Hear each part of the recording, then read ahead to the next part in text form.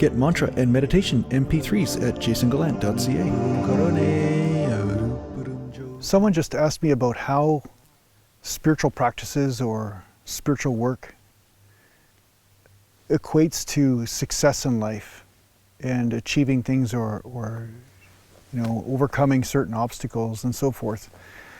And a lot of times I find there is a level confusion when it comes to spiritual work. So what will happen is, say an athlete will automatically assume that if they are more enlightened, they'll be a better athlete, or a business person, or somebody who maybe is in poverty and achieves something in spirituality.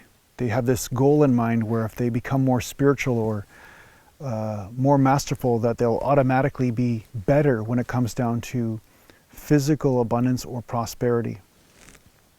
And although spiritual principles can assist you with dealing with the realities of life, they're not necessarily on a, let's just say, linear ratio, right? And what I'm going to say is this: enlightenment is about shifting your experience of life to a true perspective or truer perspective. And this perspective brings the benefit of fulfillment regardless of external situation.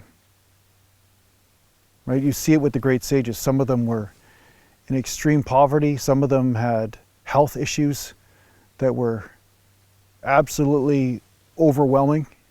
Yet they still were experiencing something that was very divine. So before you get disappointed, don't shut off the video yet, okay? One thing I found is that as you experience more fulfillment within, as you become, let's just say, more unconditional in your experience of happiness, it becomes easier for you to meet certain challenges in life. You start to see things from a different perspective. You start to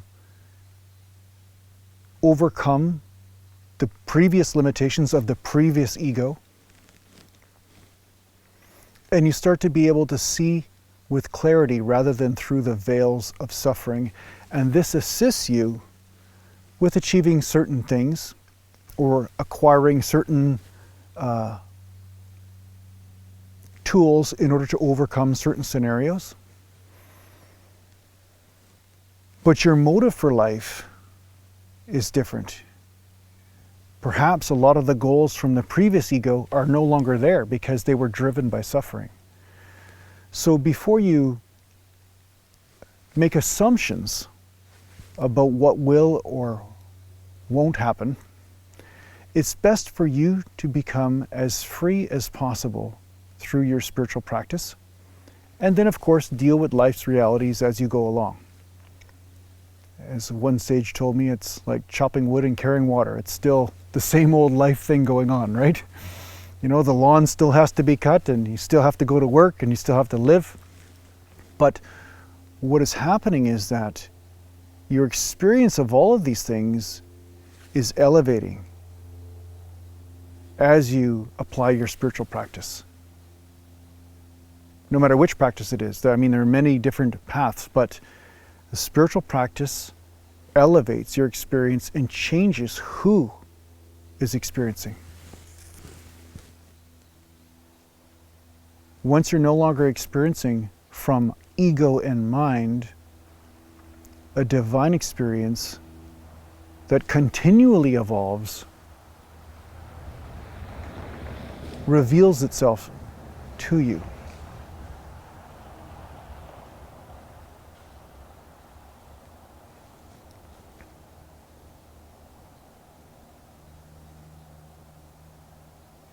Now, the goal of any real guru, in my opinion, a real teacher, is not to tell you what the destination will hold.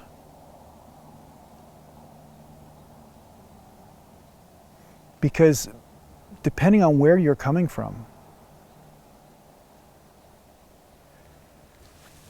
your experience of the unraveling of where you're coming from will be different from one person to the next. And you don't want to lock yourself into one experience or another. Because, like I said, the experience of the infinite continues to evolve. So this is a pathway. It is a road of surrender, humility, and not orienting your experience through the filters of the mind as much as falling into whatever is before you and doing the best you can with it. But you're not creating an identity or a role around it.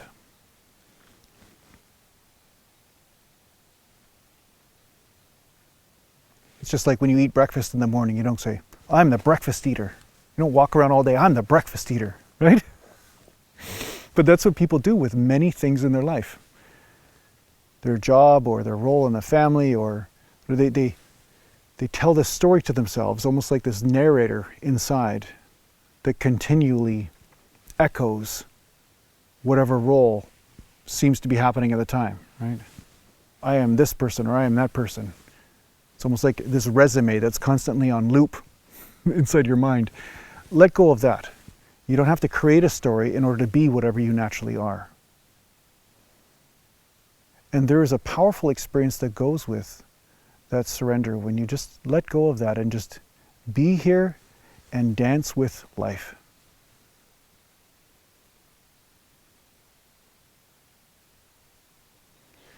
So will you achieve great things? It's very possible, because when you are freer from suffering, when you're not running a race with those cannonballs tied around your ankles, it's much easier to cross the finish line. But just know the race that you're in right now probably won't exist when certain ideas of yourself fall away. A grander game will present itself to you, which also continually evolves. Right? So this is the path of evolution, continual evolution rather than destination. At least that's what's been revealed to me.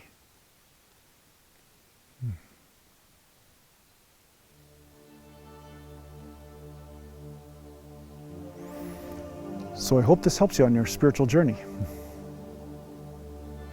Take care for now.